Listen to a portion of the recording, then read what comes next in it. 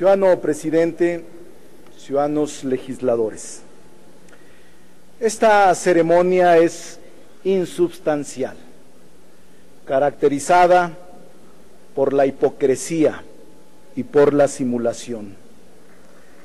Este día se torna dramático, la patria se desmorona, mientras que la oligarquía se exhibe coronada sobre una crisis moral, ética, económica y política que mantiene con cargo a un pueblo cada vez más indignado. La oligarquía ya no requiere las sedes de los poderes de la Unión, ni siquiera como escenografía para sus encuentros y acuerdos de compraventa de la nación.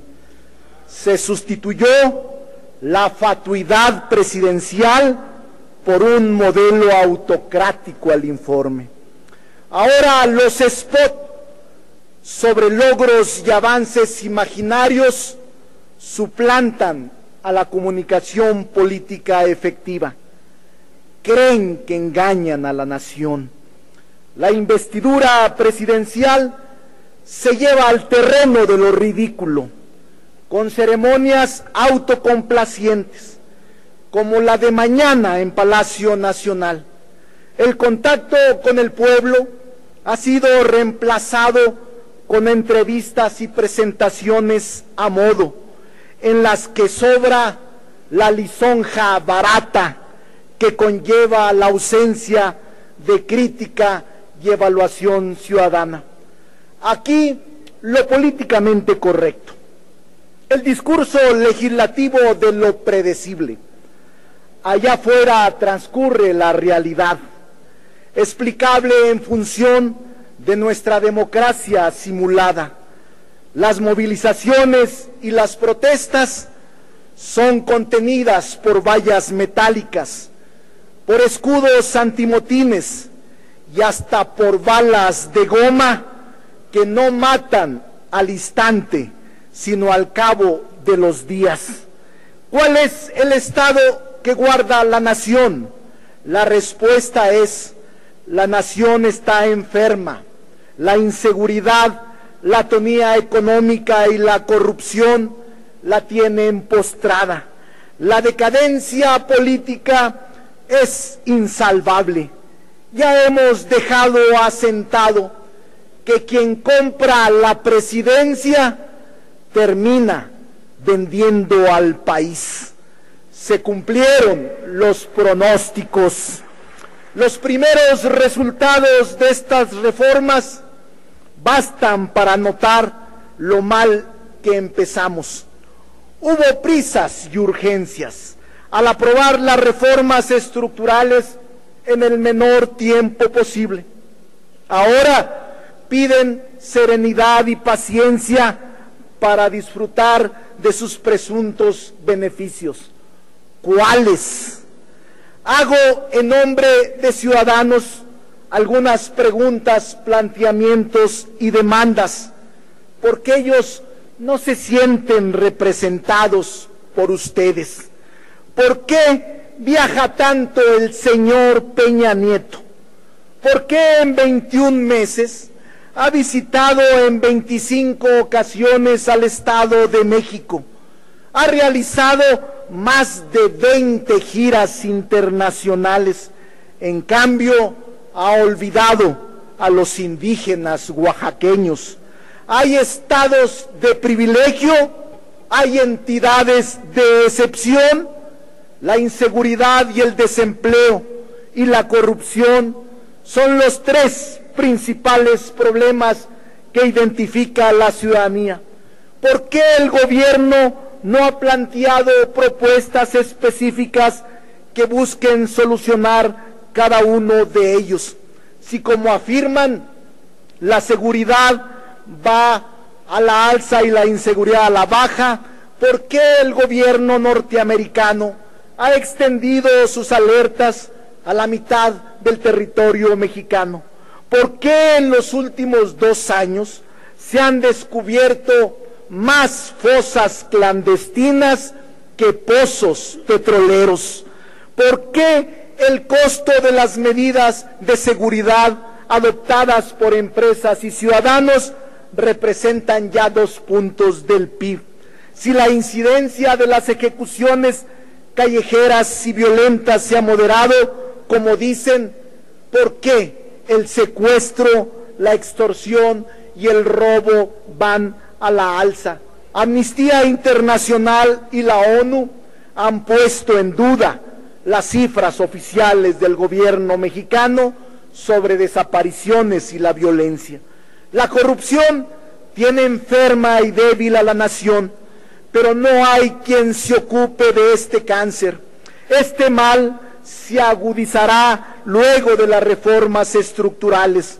Los poderes de la Unión, los órganos autónomos, los estados y los municipios están inmersos en océanos de corrupción, saqueo y pillaje. Prevalece la impunidad. Ahora, extranjeros privilegiados por el presidente y sus adláteres multiplicarán sus ganancias sin riesgo. A ellos que usan como peones subcontratantes a los nacionales que aceptan sus limosnas, se les asignarán más obras, permisos, concesiones, violando la ley y la moral pública. No existe una política de Estado para combatir la corrupción. Esta se tolera, se promueve y los funcionarios del gobierno son sus beneficiarios. Las empresas petroleras extranjeras ya están aquí. El saqueo y el pillaje ya iniciaron. Se prometió un crecimiento económico del PIB que no se ha cumplido. Se ofreció un déficit público cero y sin embargo en 2 años se ha contratado deuda por 1 billón de pesos, por lo que los pasivos del sector público suman ya 6 billones de pesos. ¿No es esto un engaño? ¿No es esto un contrasentido?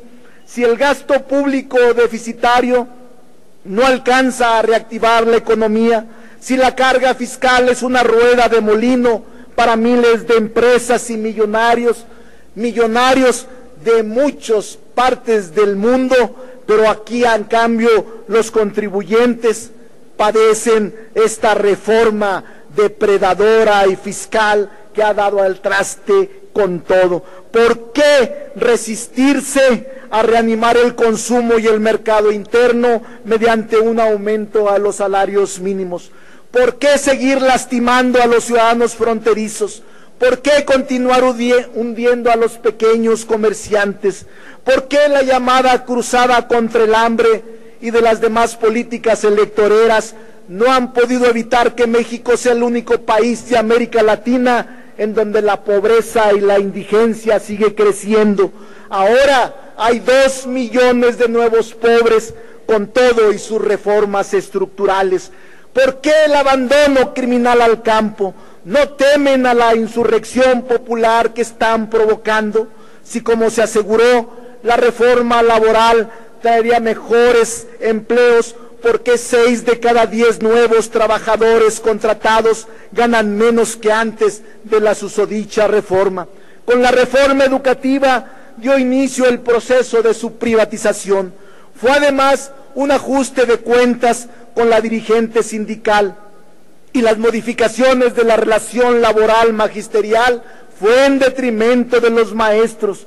¿Cuándo tendremos una verdadera reforma educativa que transforme los contenidos pedagógicos, la transmisión del conocimiento y fomente el desarrollo integral de las capacidades técnicas, científicas y humanísticas? ¿Cuándo serán escuchados los maestros democráticos? ¿Cuándo serán atendidos los maestros de este país? Si la reforma financiera abarataría el crédito y lo masificaría, ¿por qué hoy los créditos personales y de nómina son más caros que hace un año? ¿Por qué la cartera vencida se ha incrementado en un 10%? ¿Por qué el deudor podrá ser encarcelado? Si la reforma de telecomunicaciones y en competencia económica traerá servicios de mejor calidad y más baratos, ¿por qué se siguen cortando las llamadas? ¿Por qué el pésimo servicio de Internet? ¿Por qué los recibos de telefonía siguen tan caros? ¿Por qué se sigue violando el derecho a la información? ¿Qué caso tiene comprometerse a no subir ni crear más impuestos a lo largo del sexenio, si al finalizar esta administración muchas empresas, comercios y contribuyentes habrán muerto de inanición económica por obra y gracia de la reforma fiscal? Qué grave es que el fisco presuma ahora mayor recaudación en un ciclo de estancamiento, a costa de los contribuyentes, movidos por un fin perverso: tapar el hoyo negro fiscal que dejará el desmantelamiento de Pemex y CFE. La mayoría de la población rechaza y reprueba el conjunto de reformas estructurales. Si son supuestamente las mejores reformas de los últimos tiempos, ¿por qué no someterlas a la prueba de las urnas mediante la consulta popular? Cito a López Mateos, el 27 de septiembre de 1960, que adquiere un valor histórico sin igual frente a la actual reforma energética privatizadora y extranjerizante. López Mateos dijo: pueblo de México, les devuelvo la energía eléctrica que es de la exclusiva propiedad de la nación, pero no se confíen, porque en años futuros algunos malos mexicanos, identificados con las peores causas del país, intentarán por medios sutiles entregar de nuevo el petróleo y nuestros recursos a los extranjeros. Pueblo de México, dijo López Mateos, los dispenso de toda obediencia a sus futuros gobernantes que pretendan entregar nuestros recursos energéticos a intereses ajenos a la nación que conformamos. En México, la Constitución es muy clara, siguió diciendo: los recursos energéticos y los yacimientos petroleros son a perpetuidad propiedad única y exclusiva del pueblo mexicano. Y remataba de la siguiente manera: letra por letra, palabra por palabra, solo un traidor entrega a su país a los extranjeros. Así, o más claro, se jactan de aprobar las reformas estructurales. No son sino reformas antipopulares y regresivas, reformas de la ignominia y la codicia, aprobadas por un puñado de traidores a la patria que la historia no los va a exculpar, se los aseguro.